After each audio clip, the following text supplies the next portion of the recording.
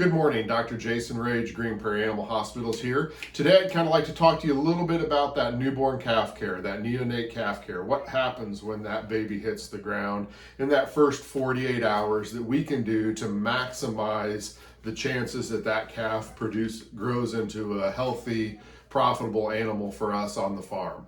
So the first thing to notice is when the calf is born, making sure that that cow is getting it dried off. If you've been outside today, it's -8 degrees, that calf needs to be warm. So in my category, my order of importance for newborn calves, the first thing is heat. We want that calf to be warm enough. So getting it dried off, regardless of what time of year, getting it off the ground if it's not standing up. If it's one that was a little difficult to pull or the calf is struggling to stand, then we want to get that one on some warm material, whether that's straw or hay or a mat.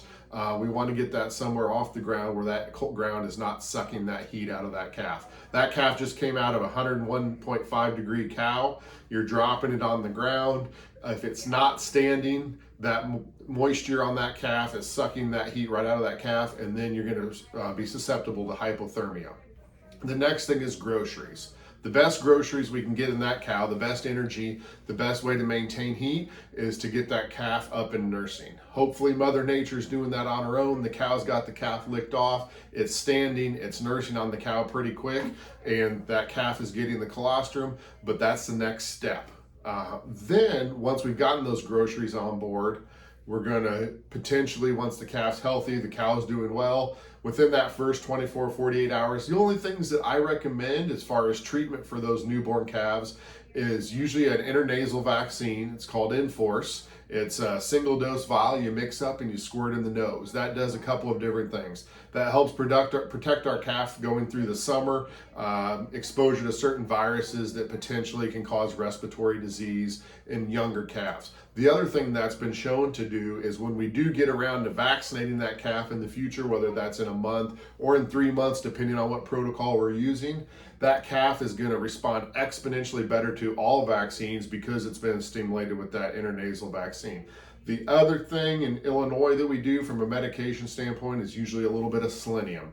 A lot of herds are deficient in that, so a multi-min injection or a Bosi injection or Musi. I don't have a horse in the race as far as which one I prefer, but getting some selenium in that calf is really going to make a difference. And so those are your primary things to get that calf up and going. Now, if it's moving a little slower, a little sluggish, a lot of evidence says that caffeine is really good. So one of the caffeine products that's convenient that I recommend is actually 5-Hour Energy. One of those little bottles orally in that calf is going to help stimulate that calf, get it moving. The 5-Hour Energy also has some B vitamins, which aren't bad for them either. And so that's one thing you can do orally to kind of give that calf a little boost if they're looking a little sluggish. There's some commercially available products now as well that are on the market, so you're welcome to work on one of those as well. They come in little oral syringes that you squirt in the mouth. But while we're talking about this little calf, we're going to go back a little bit and have a quick lesson on colostrum. If you've heard, you know cattle need colostrum. The reason cattle need colostrum is that the placenta is too thick for the antibodies to move from the cow's blood to the calf's blood. So because that placenta is so thick, the only way that calf can absorb that colostrum is when the calf nurses that cow the first time, the abomasum, the stomach of the calf, is pretty open. It's open grids. When that calf nurses, those antibodies leak between those cells into the body, into the bloodstream, and then they get distributed throughout the body, and that's how the calf gets the antibodies, not from the cow in the blood. And so it's really important, it's vital that we get those antibodies on board. The other thing that happens is those little gaps that are in there, as soon as that calf takes its first meal, those gaps start closing. So within 24 hours, you're looking at a 50% reduction in the absorption capabilities of that calf. Sometimes people are like, well, I wanted to get the calf warm, so I gave him some warm water or gave him some regular milk or some milk replacer. That's okay, but what that does is that stimulates that closing of those gaps, which is going to lead to decreased absorption if we then give the colostrum later. And so I want to emphasize the importance of that first meal being colostrum, whether it's from the cow or it's one of these like we have here that's a commercially available one.